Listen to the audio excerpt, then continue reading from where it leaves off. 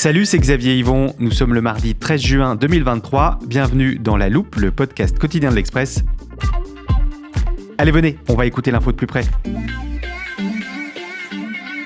La scène que je vais vous décrire se passe début 2025, quelques mois après la seconde investiture du président américain Joe Biden. Le démocrate a triomphé une nouvelle fois de Donald Trump et il gouverne le pays avec une très courte majorité au Congrès. Il a 82 ans et c'est encore le plus vieux président que les États-Unis aient jamais eu. Joe Biden donne une conférence en Virginie occidentale. Dans cet État qui dépend très fortement de l'industrie minière, il compte annoncer la suite de son programme pour développer les énergies renouvelables tout en protégeant ceux qui vivent du charbon, un jeu d'équilibristes. Alors qu'il chemine lentement vers son pupitre, le président trébuche et tombe par terre. Les caméras des chaînes d'infos captent la scène. Ce n'est pas la première fois que cette situation se produit. Et comme à chaque chute, le service de sécurité du président se précipite pour le relever. Sauf que cette fois, le président ne se relève pas. Les journalistes sont évacués, Joe Biden est emmené à l'écart, les secours arrivent rapidement, mais la situation est sérieuse. Quelques minutes après ce malaise cardiaque, le verdict des médecins tombe, le président démocrate ne s'en remettra pas. Automatiquement, certains pouvoirs de Joe Biden sont transférés à la vice-présidente, Kamala Harris. Une réunion du gouvernement s'organise en urgence à Washington. On y vote l'incapacité à gouverner du président et dans la foulée, l'ancienne sénatrice de Californie prend sa place. Elle prête serment sur la Bible dans une salle de la Maison-Blanche. Kamala Harris devient alors la première femme présidente des États-Unis. So help me God. Cette scène n'est pas qu'un exercice de politique fiction, c'est un scénario réaliste qui obsède de nombreux Américains à l'approche de l'élection présidentielle de 2024. Démocrates et républicains s'inquiètent de l'âge avancé du président, mais aussi de la capacité de Kamala Harris à gouverner le pays, car plus qu'aucun autre vice-président avant elle, Kamala Harris se trouve à un battement de cœur du bureau ovale. Pour dessiner le portrait de la vice-présidente américaine, on a fait appel à quelqu'un qui l'a longuement étudié, il lui a même consacré un livre, Kamala Harris, l'héritière, publié aux éditions de l'Archipel. Good morning Alexis. Good morning Xavier, hello everybody. Alexis Buisson, tu es journaliste aux États-Unis depuis plus de 15 ans. Tu en as donc vu passer beaucoup de vice-présidents. Oui, en effet, 4 au total. Kamala Harris, bien sûr, Mike Pence, Dick Cheney, et même un dernier qui est devenu président lui-même. Oui, on aura bien sûr reconnu Joe Biden. Alexis, est-ce que Kamala Harris, c'est une vice-présidente comme les autres ? Non, alors comme tu le disais, elle est vice-présidente et c'est bien sûr historique. Il n'y a jamais eu de femme vice-président aux États-Unis. C'est aussi la première personnalité de couleur à occuper ce poste. Je rappelle qu'elle se définit comme une femme noire. Elle est elle-même issue d'une union entre un père jamaïcain et une mère indienne. Et puis, ce qui la rend vraiment très spéciale, c'est qu'elle est la vice-présidente d'un président qui est lui-même très vieux. Et ça, c'est tout à fait inédit dans l'histoire des États-Unis. Il n'y a jamais eu de président octogénaire à la tête du pays. Donc, vous l'avez rappelé dans votre histoire de politique fiction en introduction, le vice-président est celui qui remplace le président s'il décède en cours de mandat. C'est le 25e amendement de la Constitution américaine. Et donc, Kamala Harris est perçue comme quelqu'un qui a de fortes chances de succéder à Joe Biden au cours de l'exercice du pouvoir. Kamala Harris se prépare donc au cas où il arriverait quelque chose à Joe Biden. Comment s'entendent-ils tous les deux ? Alors sur le plan personnel, ils s'entendent officiellement bien. On sait qu'ils déjeunent souvent ensemble, ils se montrent souvent ensemble. On sait que Kamala Harris était très proche du fils de Joe Biden, Beau Biden, qui est décédé d'un cancer du cerveau il y a quelques années maintenant. Lui était procureur général du Delaware et elle était procureure générale de Californie. C'est d'ailleurs, je le précise, Beau Biden qui a présenté Kamala Harris à Joe Biden. Et sur le plan idéologique, est-ce qu'il y a la même proximité ? Oui, sur le plan idéologique, ils sont assez proches. Ce sont tous les deux des démocrates plutôt centristes, modérés. Elle a été la première flic de San Francisco, la première flic de Californie aussi. Et donc, tout au long de sa carrière, elle a tenu des positions assez proches de la police, assez sécuritaires. Avec le temps, elle a plutôt évolué sur ses positions. Et de la même manière que le bidenisme a été critiqué compliqué parce que tout au long de la carrière, on a reproché à Joe Biden de ne pas avoir des idées très claires ou d'aller un peu dans le sens du vent. Eh bien, c'est un peu le même reproche qu'on peut faire à Kamala Harris. Au fil des années, elle a eu tendance à effectivement suivre l'évolution du Parti démocrate et à devenir beaucoup plus progressiste sur les questions environnementales, sur les questions de légalisation du cannabis, par exemple. Donc, il y a effectivement une proximité idéologique et personnelle entre Kamala Harris et Joe Biden, et ça, c'est quelque chose que Joe Biden met en avant quand il explique pourquoi il a choisi Kamala Harris comme vice-présidente. Mais bien sûr, c'est pas la seule raison. Et quelles sont les autres raisons ? Il y a des raisons qui sont peut-être moins avouables, mais qui sont tout à fait admises dans la vie politique américaine. Tout d'abord, Kamala Harris, elle est californienne, et c'est pas anodin dans la vie politique américaine. La Californie, c'est un peu la tirelire du Parti démocrate. Il y a énormément de grands donateurs californiens, démocrates, qui financent les campagnes électorales du parti. Donc ça aussi, stratégiquement, la question géographique compte aussi.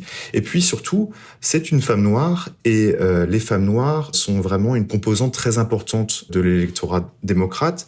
Ce sont beaucoup les femmes noires qui se mobilisent dans les campagnes locales ou nationales et qui permettent aux démocrates de remporter des élections.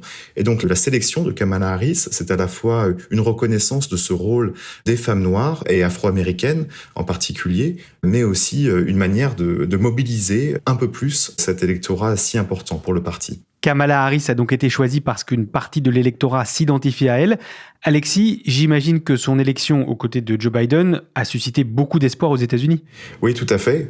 Je pense qu'il y a une partie de l'électorat qui voyait en elle une version féminine de Barack Obama, une version californienne de Barack Obama. C'est ainsi qu'on l'a surnommée à plusieurs reprises. Donc elle était un symbole. On s'attendait à beaucoup la voir, à ce qu'elle soit présente. Et elle a suscité effectivement beaucoup d'espoir, mais elle a aussi beaucoup déçu.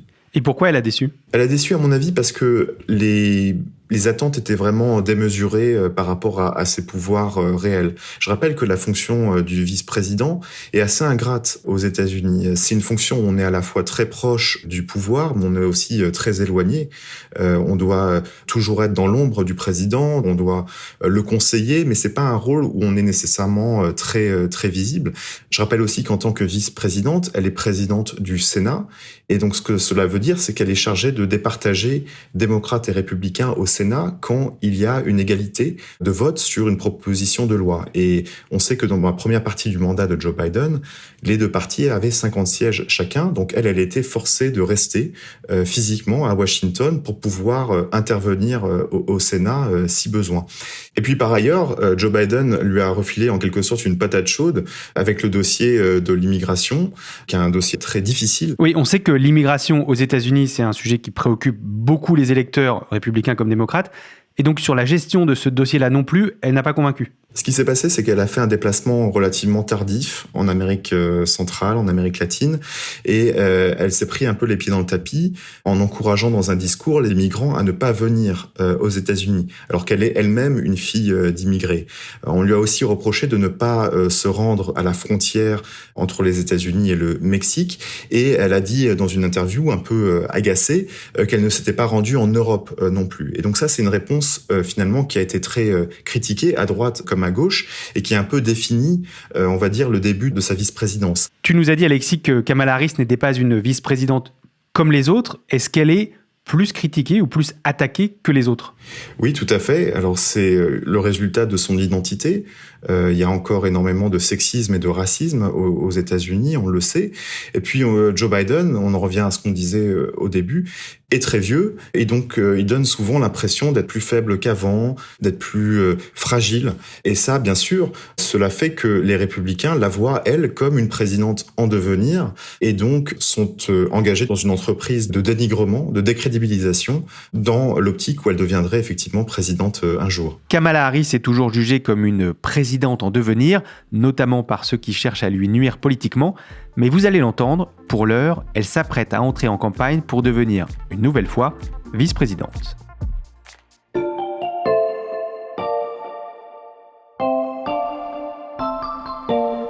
That's why I'm running for re-election. Because I know America. Joe Biden est officiellement candidat à sa réélection. Il l'a annoncé fin avril dans le clip que vous venez d'entendre. Pourtant, quand il a été élu en 2020, Joe Biden avait entretenu le flou sur un éventuel second mandat. On imaginait qu'il pourrait laisser la place à Kamala Harris, vu son âge. Finalement, il y va.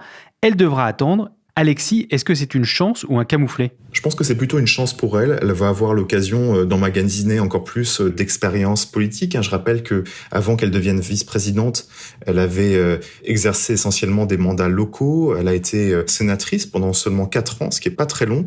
Donc là, elle va avoir vraiment l'occasion d'approfondir l'exercice du pouvoir au plus haut niveau et notamment de renforcer son expérience à l'international. Mais elle devra effectivement répondre à un double challenge, se créer un avenir politique personnel en restant une vice-présidente loyale envers Joe Biden, mais en même temps montrer qu'elle peut devenir présidente elle-même, qu'elle a des convictions et donc s'affirmer effectivement un peu plus qu'aujourd'hui. Et inversement, Alexis, est-ce que Kamala Harris représente une chance pour la campagne de Joe Biden ou un handicap ? Ça peut être les deux. Un handicap parce que effectivement, comme on l'a dit, elle va être extrêmement attaquée pendant cette campagne présidentielle et son bilan va vraiment être passé au crible. Elle n'est pas non plus très populaire dans l'opinion américaine, donc ça, effectivement, ça peut représenter un handicap. Elle est très souvent critiquée, notamment par les républicains, mais pas uniquement pour ses phrases qui n'en finissent pas, ces word salad, comme on dit, ces salades de mots. Et donc ça, ce sont des extraits qui circulent, qui sont vraiment viraux sur les réseaux sociaux et à mon avis, il faut pas négliger l'impact qu'ils peuvent avoir sur son image.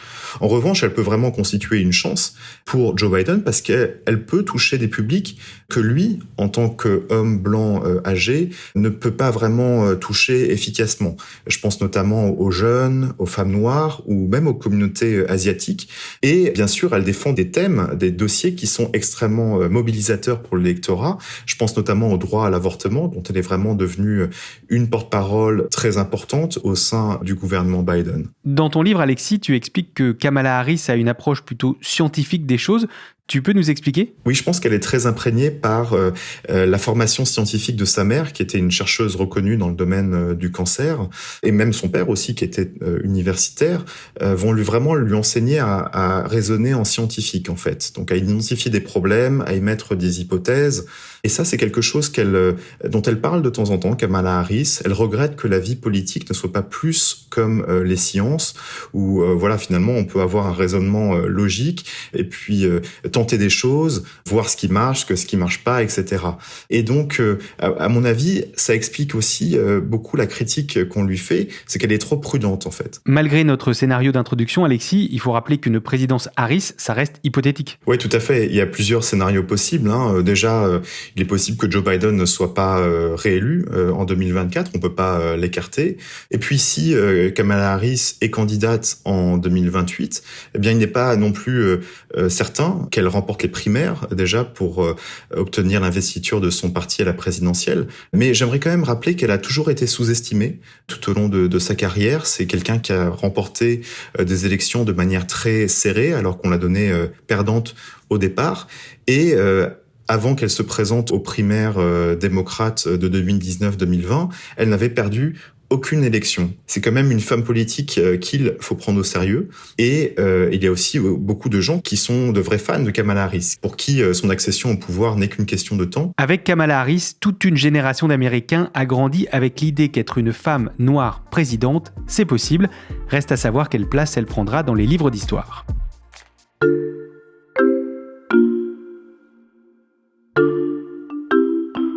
À la loupe, chaque fois qu'on veut se plonger dans les méandres de l'histoire politique américaine, on sait à qui faire appel. Elle est bien de ce côté-ci de l'Atlantique, dans la Ville Rose. Bonjour Françoise. Bonjour tout le monde. Françoise Coste, vous êtes historienne spécialiste des États-Unis à l'Université Toulouse Jean Jaurès. Depuis le début de ce podcast, on présente Kamala Harris comme la dauphine de Joe Biden.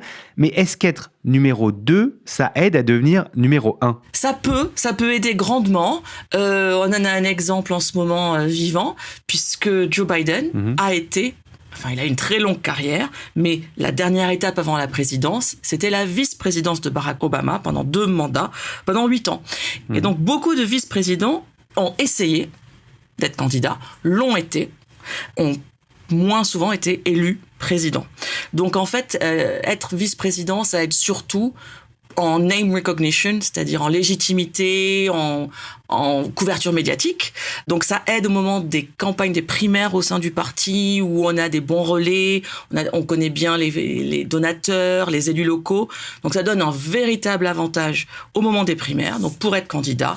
Le dernier exemple en date, ce serait Al Gore, le vice-président de Clinton, qui a gagné les élections primaire du Parti démocrate en 2000, mais qui ensuite a perdu les élections présidentielles contre Bush. On a aussi beaucoup évoqué le statut particulier de Kamala Harris du fait de l'âge de son colistier. Et l'hypothèse qu'on décrivait au début de cet épisode, celle où un vice-président atteint soudainement la fonction suprême, c'est déjà arrivé par le passé. Est-ce que c'est un avantage pour ensuite gagner une élection en son nom propre ? Ça oui. Là, on a plein d'exemples de vice-présidents qui remplacent le président décédé en cours de mandat. Donc, qui finissent le mandat. Ça, c'est clairement dans la Constitution. Et là, très souvent, dans quasiment tous les cas, c'est ce vice-président / président sortant qui se représente et qui est, le plus souvent, réélu un peu pour finir l'œuvre du prédécesseur. Et on a des cas de figure historiques, iconiques, de très grands présidents des États-Unis qui sont en fait arrivés non pas à la Maison-Blanche, non pas par l'élection, mais par la vice-présidence. Donc, vous me voyez venir avec mes grands sabots, Xavier, comme d'habitude. C'est le moment de sortir notre livre préféré. Oui, notre livre d'histoire américaine, vous connaissant, je l'avais préparé. La dernière fois qu'on l'avait utilisé, c'était juste avant les élections de mi-mandat en novembre dernier. Donc cette fois, on l'ouvre à quelle page ? À une époque fascinante, à l'année 1901. Je vous donne un indice, on va parler de quelqu'un qui a été interprété par Robin Williams dans une série de films américains. Je suis... Theodore Roosevelt, 26e président des États-Unis d'Amérique, pour vous servir. Ah, je reconnais bien là votre amour du cinéma américain, Françoise. Il s'agit bien sûr du film La nuit au musée. Voilà. Donc Teddy Roosevelt, c'est un super président.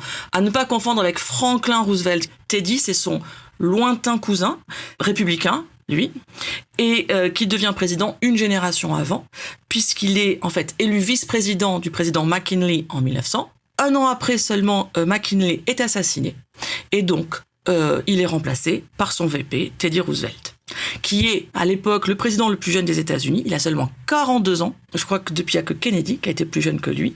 Donc une nouvelle génération, beaucoup plus jeune, beaucoup plus moderne, et qui fait vraiment rentrer les États-Unis dans le XXe siècle. L'aspect symbolique dont vous parlez, ça fait un point commun avec Kamala Harris. Oui, mais le seul, parce qu'autrement, c'est un homme blanc, richissime, qui vient d'une grande famille aristocratique.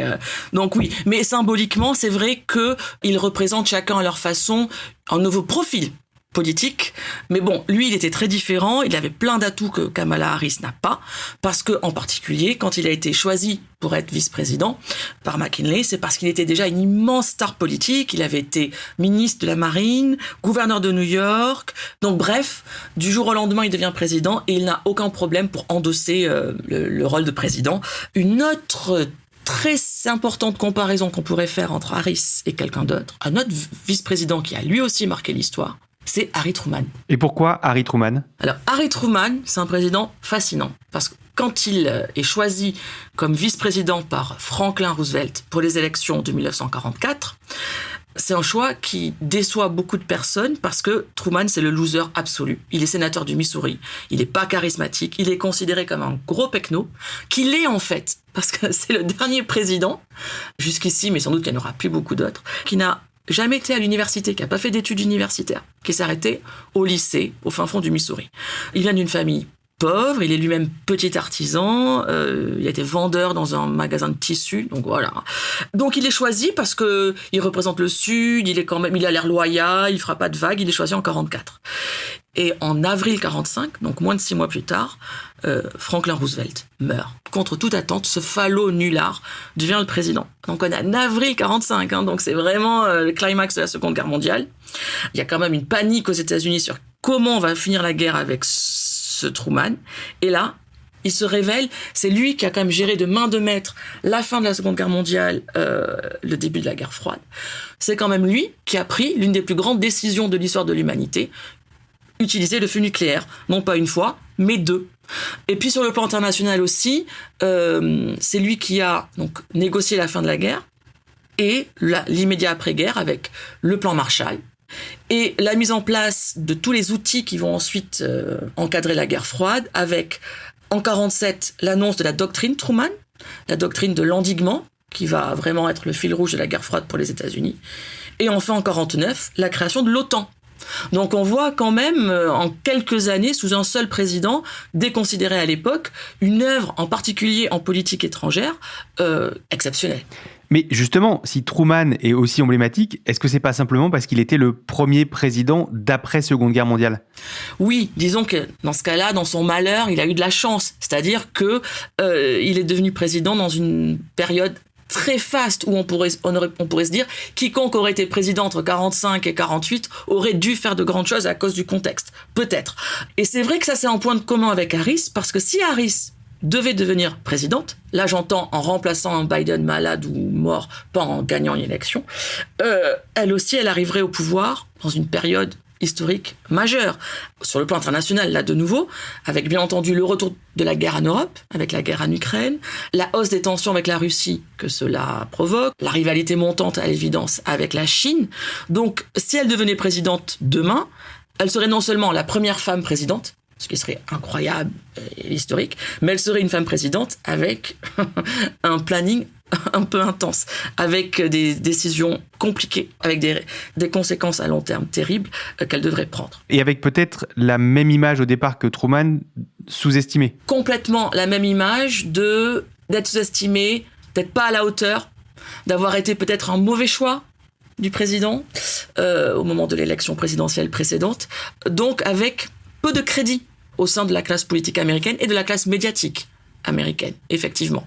Et justement, la classe médiatique et un monde politique aux États-Unis qui l'attendrait au tournant dans un pays très divisé, et là, pour le coup, plus divisé qu'en 1945, où il y avait quand même une sorte d'union sacrée pour la guerre. Et elle, en tant que femme noire, fille d'immigrés, sa promotion mettrait de l'huile sur le feu rien que parce qu'elle est, elle, Kamala Harris.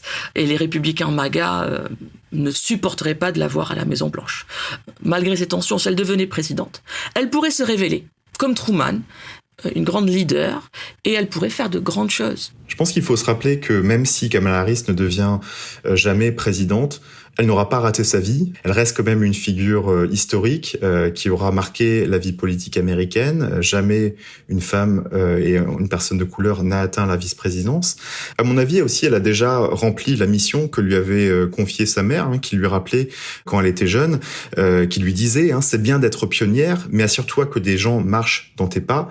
Ça, c'est déjà une mission qu'elle a accomplie. Kamala Harris, une pionnière et qui sait peut-être la future présidente des États-Unis.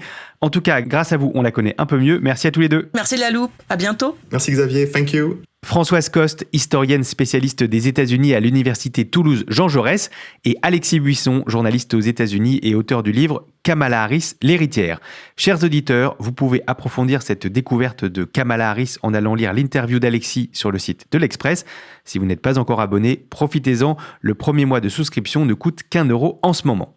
Et si vous aimez découvrir nos portraits de ces personnalités qui pourraient faire l'actualité politique de demain, pensez à suivre La Loupe sur votre plateforme d'écoute favorite, par exemple Deezer, Apple Podcast ou Castbox. Vous pouvez aussi nous laisser des commentaires et nous mettre des étoiles. Cet épisode a été écrit par Mathias Pengili, monté par Marion Gallard et réalisé par Jules Cros. Retrouvez-nous demain pour passer un nouveau sujet à La Loupe.